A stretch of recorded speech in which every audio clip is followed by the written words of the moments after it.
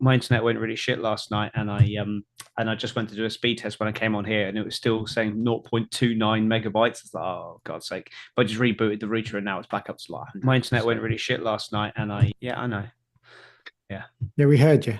yeah. No, that was just the YouTube because I have it open on my now that I've actually got better internet, No I have it idea why open I on said my that. on my screen now instead of on my tablet. Right. We have 48 subscribers, and I'd love to know who they are. Who are you? I don't know. Mostly Grid Talk Lot and us, I guess. Um,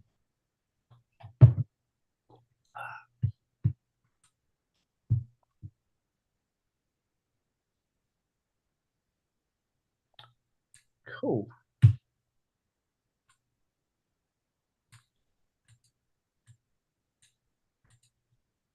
Are you ready to go? Should we get things started? yeah, why not? I'm just trying to shut a load of windows down. I have so many windows open. Oh my God, I've even got more windows open. I'm going to start the title sequence. Go on then. Max Verstappen has taken the checkered flag to win. That was absolutely brilliant. Better late than never, mate. No, Sergio Perez is giving it everything. At least I remembered. Oh no, Max, that was so not right.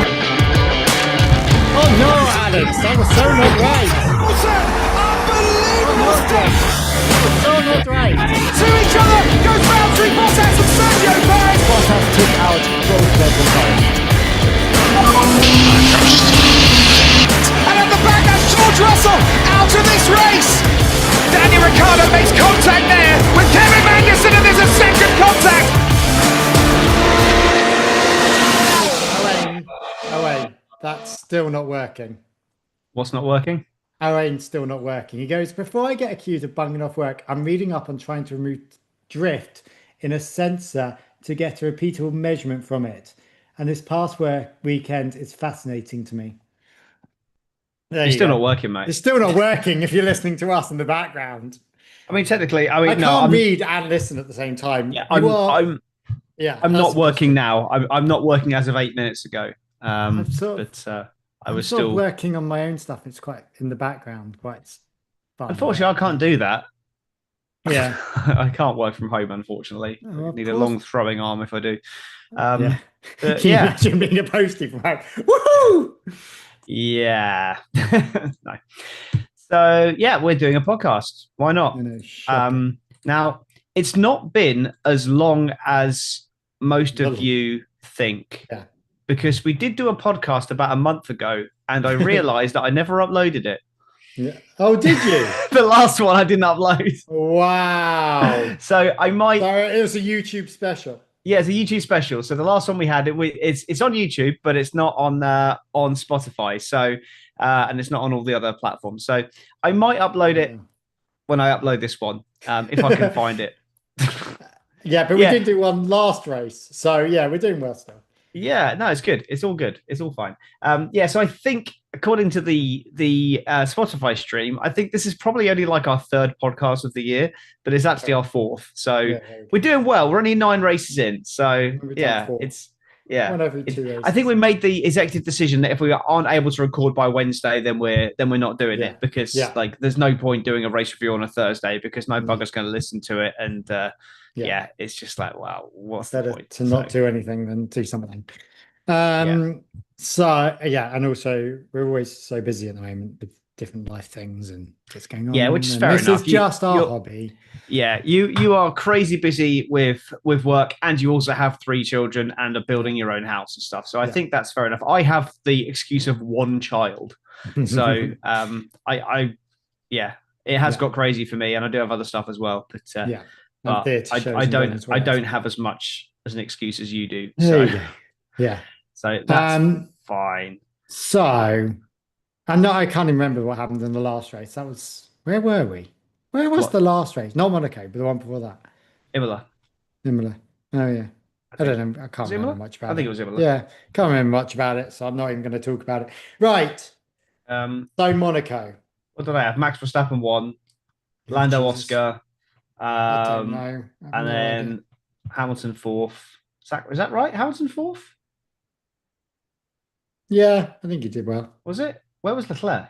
Oh, was that actually? Oh, that was when. sprint? Yeah, it was with the safety car and Yeah. Leclerc getting screwed by it and everything. Yes, it Yeah. was.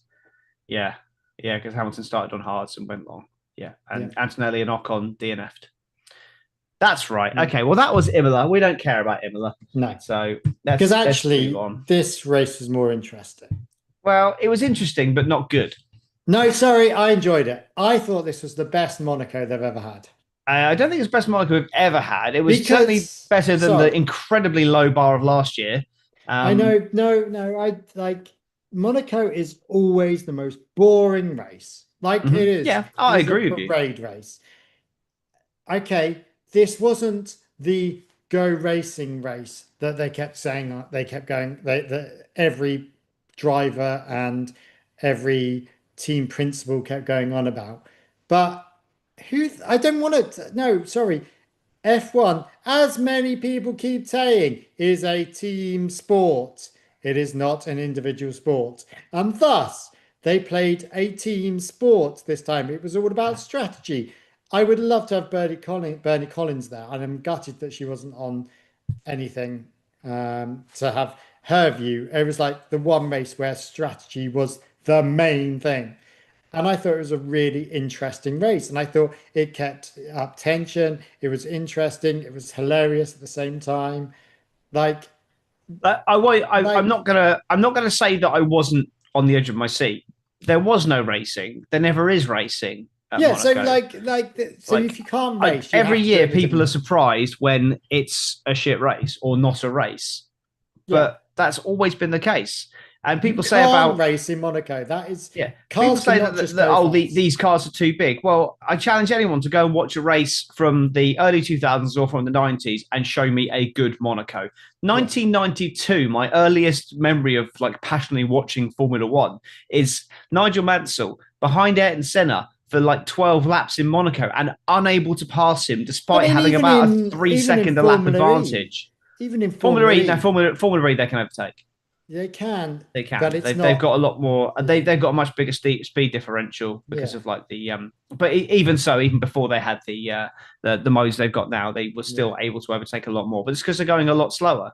It's not the. I mean, the size of the cars doesn't help, but the size of the cars is not the problem. We have much smaller cars in the 2000s, and you still couldn't overtake. So is that cars can overtake physically because we have seen when a car is lapping, they can physically overtake. Yes, there is a physicality. Yeah, it requires a lot of in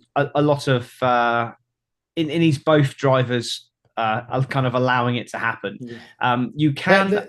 The trouble is the speed and the braking zones are too short and the speed is too high. If you had really long braking zones, then you could, or longer braking zones, then you could. Hence why Formula E you can overtake because you've got much longer braking zones. Could you, would another idea would be to put limiters on the engines in the sense of, max. The problem is then the braking zones would be shorter because they're going slower. So they need to have less downforce. So then you've got longer braking zones and you've still got the speed. Which isn't that what's happening with the 2026 cars is less downforce. I think it will be better next year because there will be a lot less downforce and there's going to be a lot more speed differential with this like X and Y mode or whatever they're doing. Mm-hmm. And there's no DRS. Yeah. Not that it made any difference here. No, it won't make any difference. Well, it just means that you'll be able to use the movable aerodynamics on the for the active ride to give you a better speed differential on the straights. So it should be better next year, but I don't think you might get a couple of on-track overtakes. It's Formula One. You're still not going to get amazing racing at Monaco. So yes, it does have to come down to the strategy. And at least with this, there was something going on that you didn't know for sure who was going to win till the end. Yeah, you could say all he's got to do is not put it in the barriers, and that's fine. But there's still that chance because it is so easy to do it. Yeah. So, and there was the whole thing of, it wasn't just will Lando put it in the barriers, it's will anyone put it in the barriers, cause a red flag, and then Max wins. So there was jeopardy right up until the end. But I maintain it wasn't a good race, but it never will be a good race. It's Monaco. not a race. That's the thing. Fine. I am fine with one dead rubber a year of Monaco. I love the spectacle of Monaco. I love the qualifying. That qualifying session was insane. Yeah. That was amazing. And I like that, but that's the whole thing about Monaco is it is all about the strategy. It is all about qualifying and one lap wonders. That is feckin' amazing. But the race is shit and it turns in the other way around in many places as well. So, why not make it about strategy, tire choice and everything? And that was so much more interesting. Whether to stop the parade of cars and the go slows and the team sports that you did have this time of the Racing Bulls and the Williamses and almost the Mercedes in the end when they cottoned on to the idea was of the idea of now having you have to have one pit within 20 laps or something, and it would two pits, and that would at least break up. The problem you've got is with this ridiculous amount of backing up you can do to the point where you can be 3-4 seconds a lap slower easily, and you still have no chance of being overtaken. So I think there needs to be something that limits the ability to do that, because the whole point of they say 2 pit stops, but it was 2 changes of tire, which still means the red flag counts as a change of tire, and I still don't understand why that has to, especially with this race. Why's the red flag change? So they've what they always said, you have to fit 2 compounds during the race. That's fine. That's the rule. You have to fit 2 compounds, which means if there's a red flag and you change tires under red flag, which is allowed in the regulations, then that means you don't have to make a pit stop, like what happened last year. Perez spaffs it on lap 1, and then they all change tires and they go to the end on those tires. But why? And that's just the way the regulations are written. Now, I understand that you have to change tires at red flag for safety reasons if there's cuts in the tires, if there's debris around. I don't see why it has to form part of the changing tires. It's just simple. You just need to say you need to make 2 green flag pit stops or 1 green flag pit stop where you change tire compound. That's all you have to do. Just reword it slightly, and then that solves that issue. They're saying that they don't have enough tires. Is there a way they can have a reserve? But what do they do? But is there a way they can have a reserve red flag tire? I'm sorry, they get 12 sets of tires a weekend. Are you seriously telling me that they've used all of those tires up? Now I know at the end of practice 1 they lose 2 sets of tires. At the end of practice 2 they lose 2 sets of tires because they want people. But when they have a thingybob race, sprint race, they lose a set anyway. They go down to 11. Yes, because they have one less session. So I don't see why they can't put those tires back in the pool. Yeah. Or they've got tires that have been used for 2 laps in qualifying. Yeah. But they can just put them back in the pool after qualifying. That's what they need to do. Just say, well, all these tires are available, so you've got all these tires you can use. They're not brand new, but they've got 5 miles on them. Yeah. There's no reason why they have to take them away. This whole red flag changing of tires needs to vanish, and I think I think it's fine. And the idea is that instead of losing those 2 sets of tires, they go into a reserve pool for red flag conditions. Do you know what I mean? Yeah, that's fine. Yeah, so maybe you can only use them in red flag conditions, because then that way it stops people not going out in practice to save sets of tires for the race. Yeah. Because you can't guarantee there's a red flag. Yeah. So that sounds like a better way of doing it, I think. There, we have fixed Formula 1 time. Yeah, but I still think we need to do something to limit the driver's ability to just be a rolling roadblock. Because for me, it's in the regulations. I see why they did it. I would have done the same if I was on the pit wall, but they need to stop the ability to be able to do that, because that's ridiculous. Is there not a delta that they have to keep? Only under VSC and under safety car and on the way to a qualifying lap. There's a minimum arrival time. Why didn't they stick a delta for the slowest? They can. I mean, It's difficult to police because you've got different tyre lives, different averages across different cars, different performance differentials and everything. So it'd be difficult to say, but you could certainly limit it. Yeah. But what they're doing in qualifying, and you take a few 5-6 seconds off that time. Obviously, that's qualifying.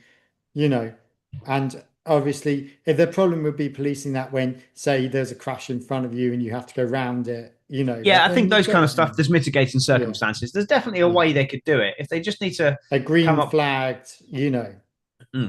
But then you can. I mean, people say, "Oh, but that's all part of the teamwork." But yeah, that's fine. It's part of the teamwork, but this doesn't mean it's racing.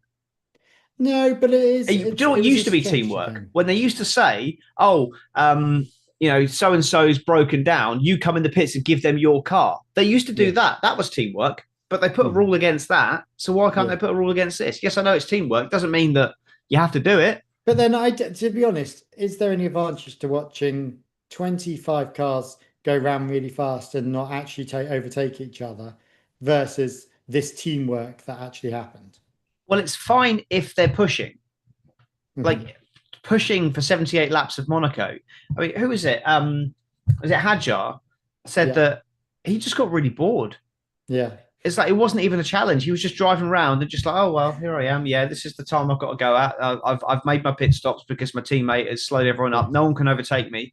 And he said that he kept like backing off and then doing a fast lap to try and re-engage himself so that he didn't fall asleep.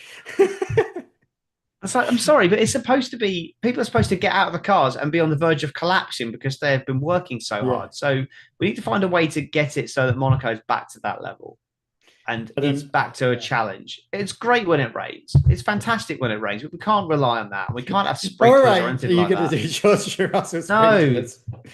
Bernie Ecclestone was told he needs to be farmed out to the special home when he suggested that in 2012 or something, whenever it was.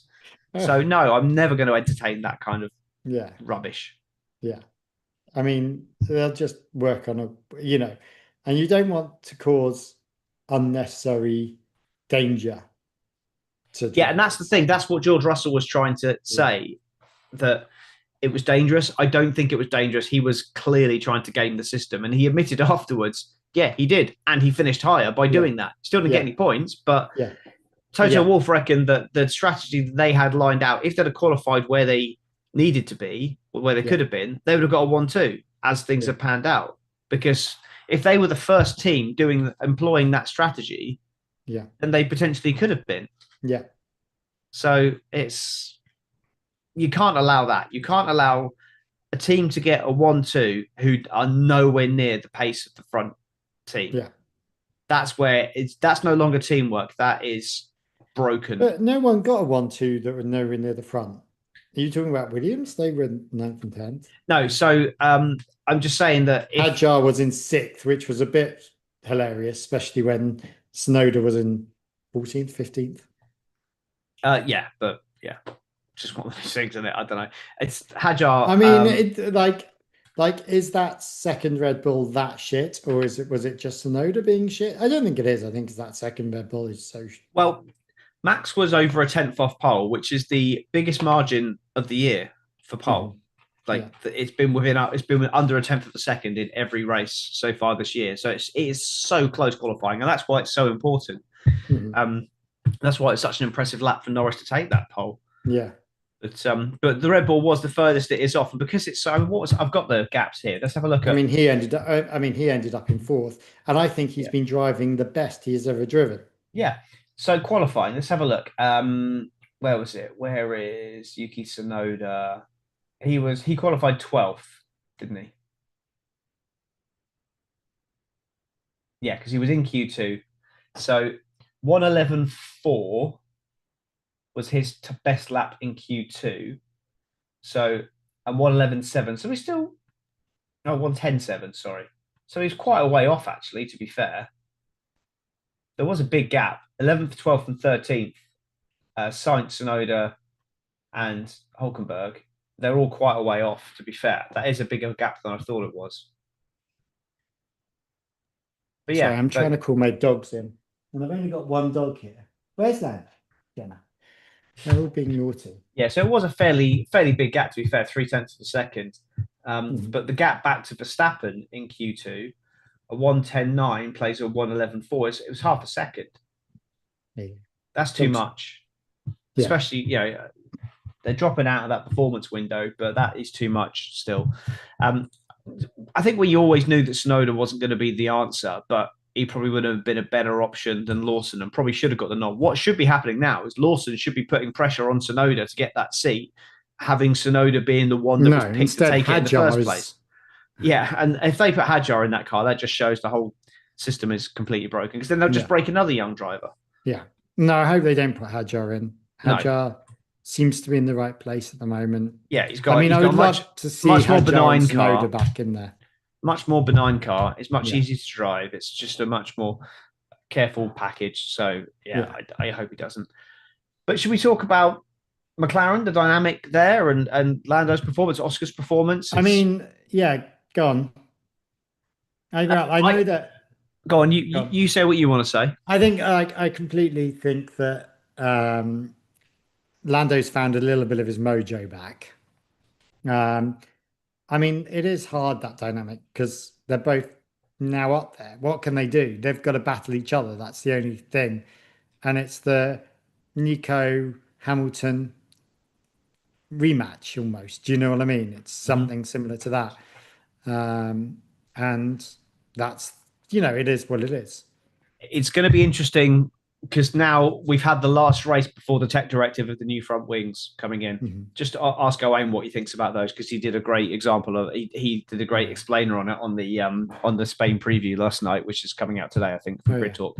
But he gave a really good technical analysis of it.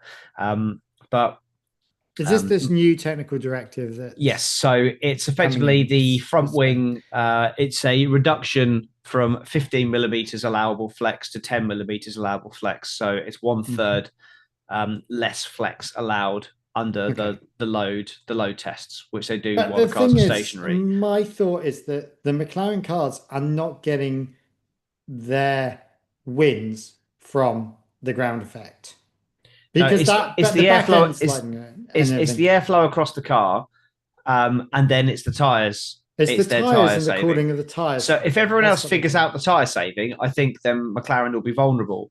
But it's where they are now. They've got a ridiculous lead. I've got my battle forecasting lined up already that I did last year. So McLaren to Mercedes is 147 point gap, which means for Mercedes to catch McLaren, they need to outscore McLaren 10 points every race. That's not going to happen. McLaren to Red Bull. Red Bull need 11 points. McLaren to Ferrari, they need 11.1 every race weekend. So obviously you've got some sprints in there as well. There's 733 constructors' points still available, but McLaren are already on 319. And we're not even halfway through the season yet. They're doing insanely well. Have they won every single race? No, Max has won two. One. Max has won two. Okay. Japan and Imola, Max won. Okay. But they've had both cars up there in pretty much every race, and Red Bull haven't, which is why Mercedes are the second car in the Constructors' Championship. But there's only 3 points between Oscar and Lando, and then Max somehow is 25 points back, which is incredible, like the way he's been. But it just depends how long this McLaren remains the fastest car. If it remains the fastest car after the tech directives, then I think it's a straight fight between Lando and Oscar. But if Red Bull pull it back and they're a lot closer, then my money's on Verstappen. Yeah. So I think 16 races, Verstappen's going to get the better of either one of the McLarens more than they get the better of their teammate.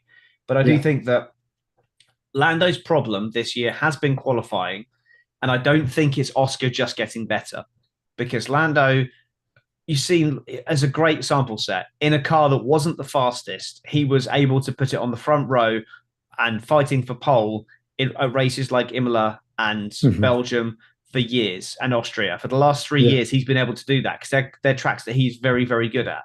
Yeah. And then this year, he's nowhere near pole in the fastest car. So that tells me there's something with this car that he's not getting on with. So yes, Oscar has made a big step, but Lando has definitely taken a step backwards in qualifying. Yeah.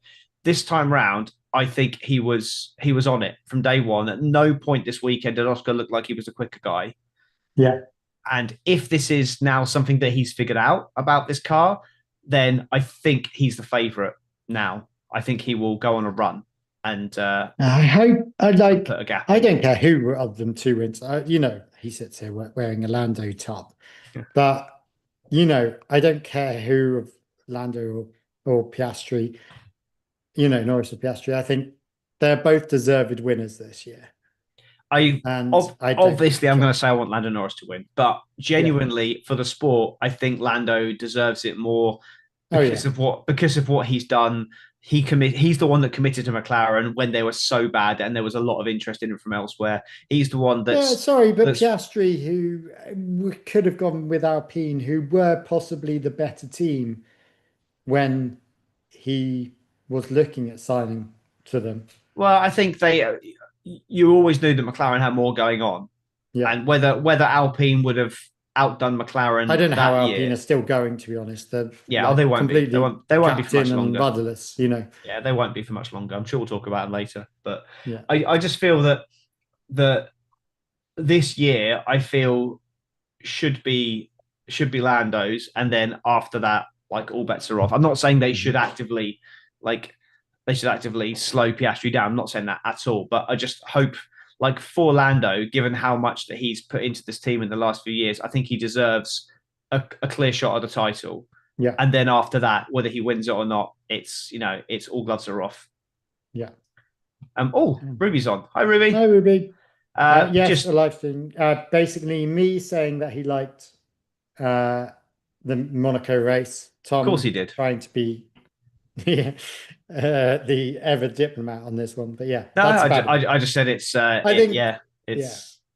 If you expect to have a good race at Monaco, then I don't know why you're tuning into Monaco, because it never will be. So no, it wasn't a good race, but it wasn't as bad as it doesn't deserve to be ridiculed as a result, because it was better than it has been.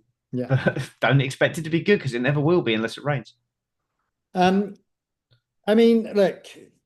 What's interesting about this season is not the top races, but it's that midfield at the moment. Mm-hmm. The Williamses, the Racing Bulls, or V Carbs, or whatever they fucking want to be called today. Mm-hmm. And even the Hasses are in there as well. I find it really interesting. 26 points already, Haas. I find all that midfield really interesting. Williams is doing so well. Whether they've just got the right driver lineup, the right people now, Sainz and Albon, it makes a huge difference having two drivers that can score points. They're both playing the team game, whether you like it or not. They were working together. There was no egos, and they swapped. And Sainz swapped with Albon without question. With a slight question, but I completely sort of think they're doing well. Something in that Williams and James Bowles is creating something that seems to be. Yeah, I mean, they've already turned off development for next year now. Like this is it. They might bring some updates to Spain, and there might be some stuff already in the pipeline for later on in the season. But there's no more development for this year's car for Williams. That's great. Do you know what I mean? Because if they've got a big gap to close. Like Ferrari, Red Bull, Mercedes are, there's nothing between them. There's 5 points between those three cars, and they're 100 points up the road already. So there's a huge gap to close there. Yeah. So they need to turn the taps off early. And even if it means that, they're in 5th place at the moment, they've got a decent gap to Haas and a decent gap to Racing Bulls, Aston Martin and Alpine as well. Yeah. Sauber will be last. But Haas in 6th is fucking a miracle. Yeah. Even if they end up finishing 6th or 7th as a result of turning the taps off too early, that I'm not saying it means they will move up to 4th next year, but they will certainly be a strong 5th, I would say, next year, doing the position that Alpine was used to be in, like not with the top 4, but in their own little league. And I think they can be in that position if they hit the ground running next season, and they've done a good enough job. I think they potentially could be there with Ferrari, Red Bull, Mercedes, McLaren, if they do a bad job and Williams do a better job. They could be they could be up there doing an Aston Martin from 2023. Getting podiums and potentially challenging for a win. Whether they actually get one or not, I don't know. But getting back to where they were in sort of 2012, when they would be sniping at a win. 2012, 2014. When they would just kind of snipe at something every now and then. So hopefully they do. I mean, that midfield is really, it's not hugely tight, but it's still quite interesting of the fight between Haas and Williams. And, I think it's because it's so close. It's so close that if one person absolutely optimizes, or one team absolutely optimizes, they could walk away with 25 points in a race weekend because it is that close. So you could end up with a 4th and 5th for Alpine one day, and then all of a sudden they're right up there with Williams just after one race weekend. So it is very tight. There's not a lot of points available, but it's so close that if they do absolutely nail it, they can get a lot of points in one race weekend. Yeah. So it is going to be exciting. We've had just one change of place in the Constructors' Championship. RB have moved ahead of Aston Martin with their double points finish, and Aston Martin drawing yet another blank. But Hadjar has jumped from 14th to 10th. And you got Lawson's moved up above Alonso, which is hilarious. Especially after all the shit Lawson was giving Alonso last year. And then Colapinto's moved ahead of Bortoleto, but that's just because Bortoleto he's in a shit car. So but Doohan is still ahead of Colapinto. Shocking. And I hope he stays there. What is interesting is the Aston Martin. I don't think they've just turned off development for next year. I think they've just shut up shop for next year. Like that engine's exploding, they're just the car looks better. It looked better this weekend. I don't know if that's just a Monaco thing or it blew up. Yeah, I don't know if it's just a Monaco thing or if it's the updates coming through, but I think they are going to be pushing up towards the points now. I think they'll be a lot closer to the points, but that's just not good for Alpine, because I think Alpine are going to be the team that are going to be hit hardest from these tech directives. Do you? I mean, well, I do, because when they blew up, didn't they? When they brought in I don't know, the electronic failure. When they brought in the rear wing stiffness tests for China, was it China or Japan? I can't remember. For race 3, anyway. Alpine were the only team that had to change their rear wing, had to physically change their rear wing to be able to meet the test. Other people just stiffened a few things up, but Alpine had to do some serious work to get that car legal. So I think they are taking those flexi wings to the limit to try and get some early season points, and it just hasn't worked. So now I think they're gonna be the team that are hit hardest, and I think they're gonna drop like a stone now. I think it's between them and Sauber for the last place. Yeah. But we'll see. Absolutely. I could be completely wrong, because they've actually been a lot better than their position reflects. I think. Sorry. Let's just reiterate that Gasly has been a lot better. I mean, yes. Doohan was not far off Gasly. He had some bad luck. Still a rookie as well, remember? But I don't think he was the worst rookie. I thought the worst performing rookie anyway. I think Bortoleto is officially. Bortoleto. I'm just trying to think. I mean, Lawson, I think, has been the worst performing rookie, especially given that he's already got 9 races under his belt from previous season. Is in 10th. Yeah. Yeah, so I think I know helped a little bit by Lawson there, so I can't quite. Yeah, but Lawson only just scored his first points on race 9, but he had 2 races in a Red Bull as well. So I think Lawson's been the worst performing rookie. Then it's probably Bortoleto Doohan on a bit of a par, and then you've got your Behrmans, Antonellis, and Hadjar. Colapinto. He's only done 2 races so far, but in 5-6 races time. But sorry, Hadjar is second best rookie at the moment in a car. Yeah, I think I think Antonelli has been the best rookie. I think he's made the least mistakes. He's in 7th. Oh my God, and he's only 6 points. Albon's only 6 points off him. I still can do this.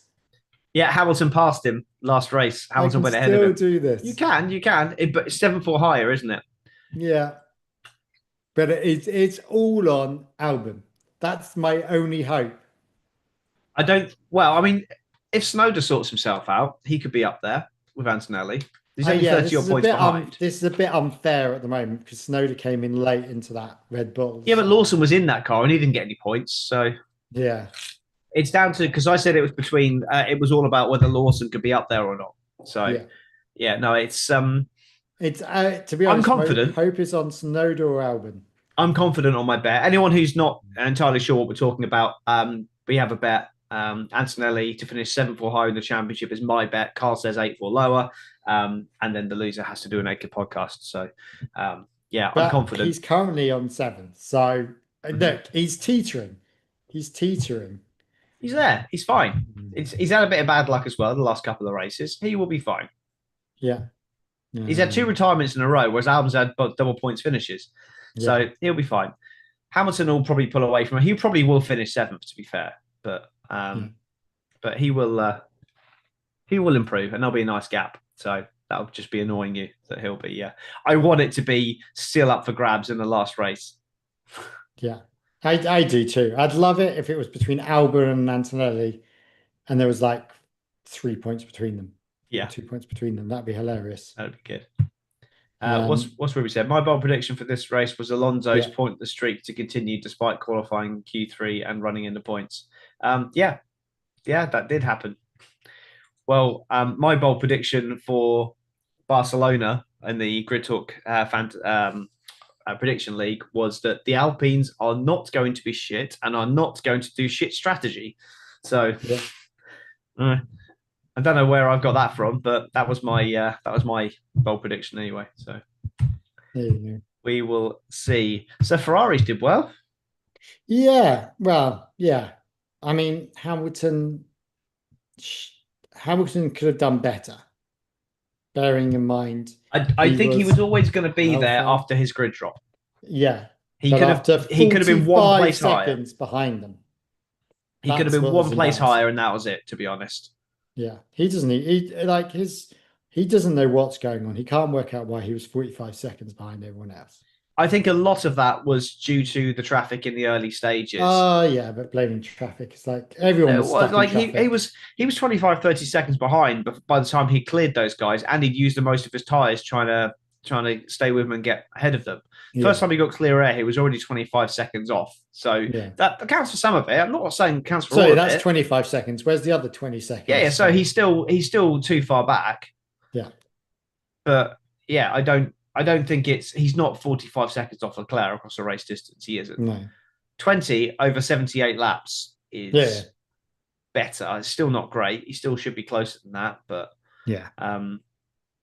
especially given how much clear air he had in the last stages of the race as well. I thought he would have closed up a lot more, but by him not being close enough to Max after clearing those cars, that allowed Max Verstappen to just sit there until the end of lap 77 to make his pit stop. Yeah. So, nice. I think their resurgence for this race came from the fact that they could run the car a lot lower. Mm-hmm. And it would actually sit in its performance window because they didn't have any high-speed corners, so it doesn't wear the plank down, which was why they got disqualified in China. Yeah, and but like, if you were Hamilton, how much would you hate to not be in that Ferrari at the moment? Sorry, what do you mean? Not to be in that Mercedes at the moment. I don't think so, because Mercedes and Ferrari are very close on performance. And looking at the points, they dropped off Hamilton's a little bit. Got more points than Antonelli at the moment. Yeah. So I think he's fine. I think if Mercedes had a race-winning car, he'd be annoyed, but they don't. So I think it's building for next year, because let's be honest, the die was cast. It looked like George Russell had started to make that team his now. He was still struggling in qualifying. Lewis, he needed a change. He needed a freshen up. So it seemed like that was realistically the only place he could have gone. So let's look at next year with a brand new type of car. He got a year under his belt. Hopefully he's sacked off his race engineer, because they are not getting on. You upset with me, mate. Silence. Seriously. Oh, it's just embarrassing. I know. It's just like, why? Like, what is wrong with that? You know, he's definitely missing Bono, isn't he? Oh, yeah, absolutely. Bono is doing amazing with Antonelli. So I don't think I don't think Bono's missing Hamilton that much. You Oh, know, he probably is. He probably is because they've been yeah. together a long time, haven't they? But do you know what I mean? They're missing each other's mates, but not as work Yeah. colleagues. Do you know what I mean? And Yeah. I think, you know, did you ever watch the Seat? I haven't. No. No, it's worth I will watch watching. it. I will watch it at some It's point. worth I'm watching. sure. I mean, it's a nothing. It really is a nothing, but it's definitely worth watching. Um, Laura fell asleep during it, but yeah, it's definitely worth having a look at. And yeah, it was interesting because Bono, you hear Bono speak, and it's more than just data, um, which was quite interesting. Um, I mean, do you think Aston Martin will be saved by what's his chops coming in? Newey. Newey. I mean, he's not going to do a bad job, is he? He's definitely going to improve them, but whether I just kind of lack the confidence in that organization to do what they need to do. So Yeah. I think he will improve them. I think they'll probably end up sort of around the Williams mark. I think if Aston Martin are where Williams are next year, I think if that's the fight, I think that's probably the best they can really hope for. So that's for me, that would be them locking out the points every race pretty much. But there might be some unreliability as well. Now we're losing the NGUH, different types of engines. I think we may see a bit of unreliability creeping back in again. So I think he will do a job for them. But whether he turns them into a championship winning team, I'm not convinced. Well, They haven't got the cars, have they, really? Or the drivers, sorry. They haven't got the drivers. Although Stroll is in 11th, which Stroll is in 11th with 14 points. So, that's still not good.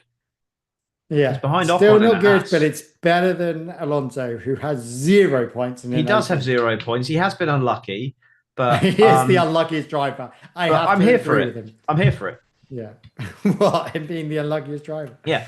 No, I was saying to Ruby, I'd like it to be Lance Stroll just keeps trickling points in between now and the end of the season, and we get to the last race of the season, he's on 24 points. And Alonso's still on 0. Then Alonso wins in Abu Dhabi, and then passes Stroll on the last race. Crazy race. He ends up winning in Abu Dhabi. Yeah, and yes, I did mean the WhatsApp advert, but clearly stated, and they never even tried to hide it was a WhatsApp advert. So it was a WhatsApp production. Yeah, and we have that. Do you know what sorry, you're really entering my world here, Ruby. I have no issues with blatant branding content like that. Like products like that. It is creating a whole film industry. It is creating people's jobs in the film industry. I have no issue. Chick-fil-A's doing it. Everyone in America's doing it. WhatsApp's doing it.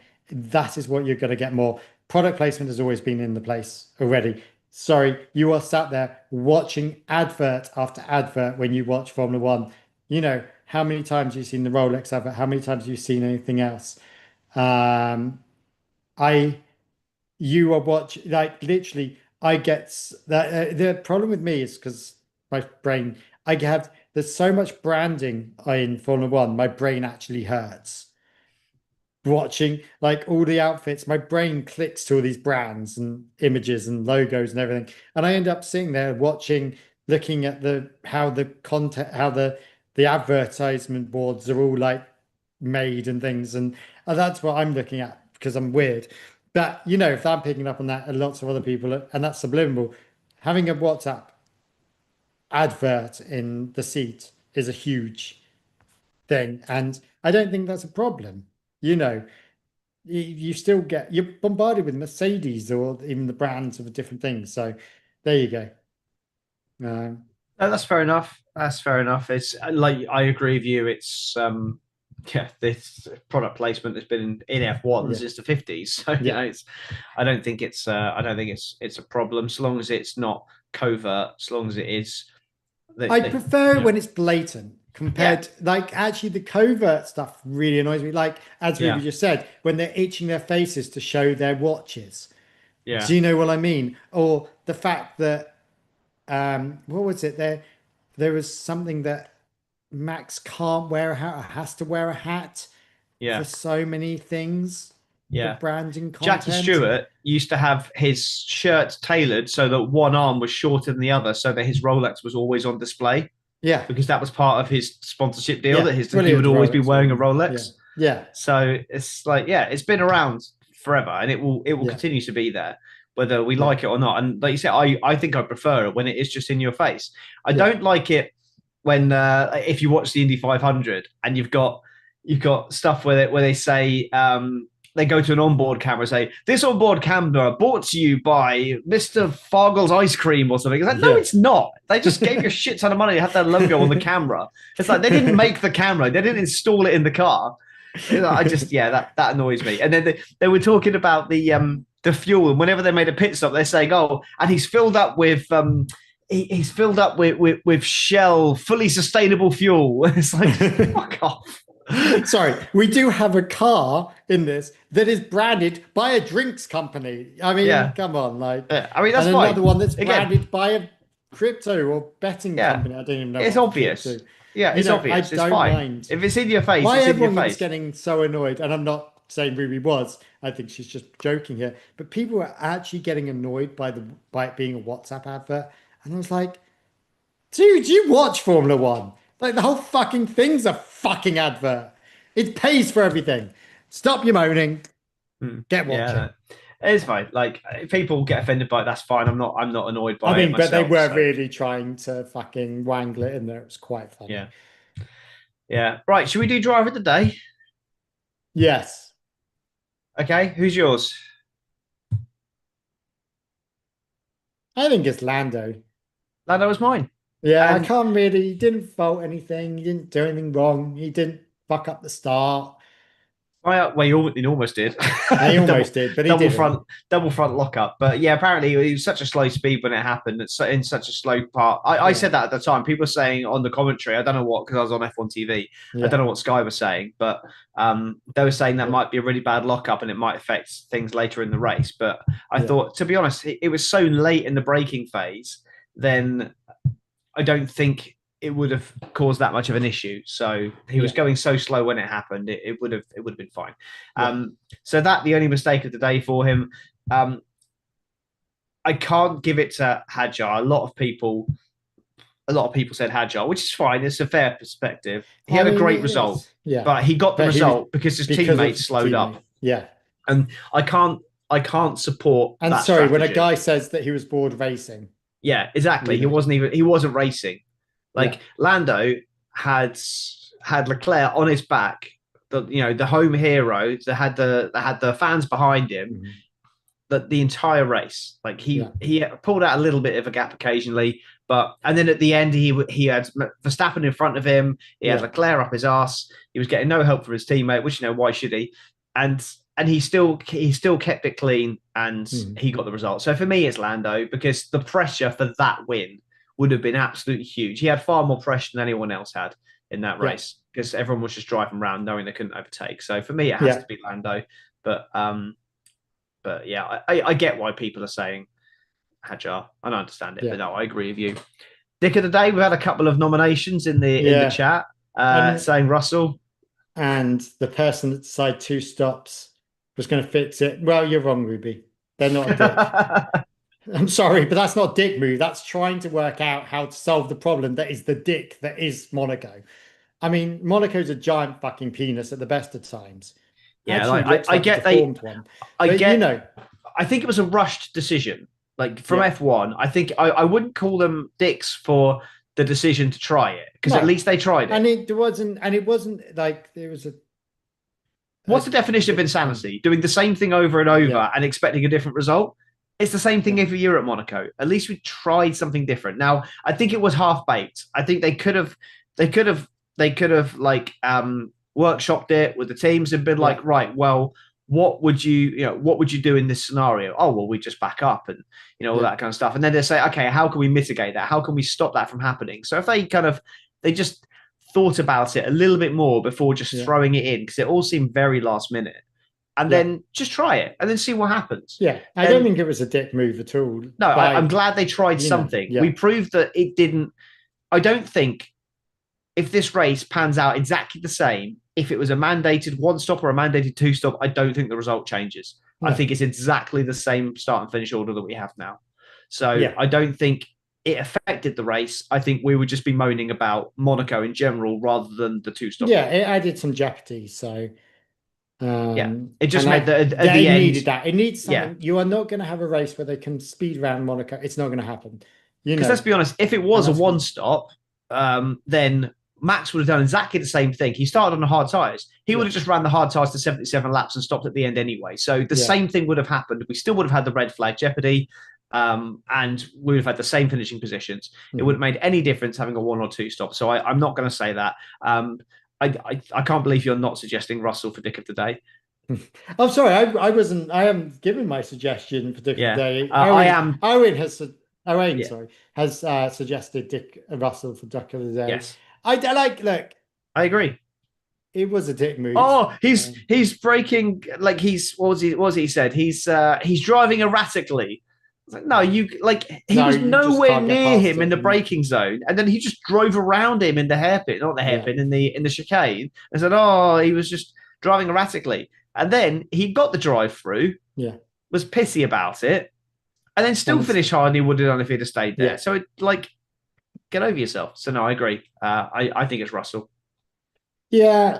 For fuck's sake. Yeah, it's a bit annoying. But I don't know. Was it Sainz / Williams or what for Dick of the Day? RB / to being that method? No, I don't think it's wrong. Because I mean, Owen's put in the chat, can't ask the teams, they won't be genuine with the answers and viewpoints and outcomes. I fear. I disagree. You heard Toto Wolff after the race say, well, that we said this would happen and we would have done it had we had the opportunity. I think nobody wanted to do it. James Vowles apologized for doing it. It's in the regulations. They had the opportunity. They had to do it if they had the opportunity because of the potential gains from it. Yeah. So I think they would. I think they would say, because nobody wants that kind of Monaco. They're not gonna, because the other strategists are going to figure that out. It's not like they've suddenly gotten onto something no one else has. They don't want that kind of race, because if they're doing it, it's great. They're getting a big gain from it. But if they had it done to them, they're pissed off. So I think they wouldn't want it to be in a position in the first place. So I disagree with you, Owen. I think the teams would absolutely rally against this kind of thing happening and trying to come up with a solution. So I think they need to involve the teams more in this and come up with something that means they can't do it. And then they have to race for the duration of the race, because let's be honest, you're not going to get overtaken in Monaco. The only time you're going to get any excitement in Monaco is A, if it rains, or B, if there's mistakes. And the only way you're going to get mistakes is if they're pushing. So we need to get back to them pushing at Monaco. Screw the mandatory tyre stops. You don't need that. Just make it that they have to push. That's my opinion. There we go. Right, there we go. Right. Cool. Thanks for that, everyone. Thank you, live stream. Next week, guys. Yeah, I might actually upload this podcast this week. We'll wait and see, shall we? Shock. Hey, shock. cool. See you later, everyone. Okay, see you later. Bye.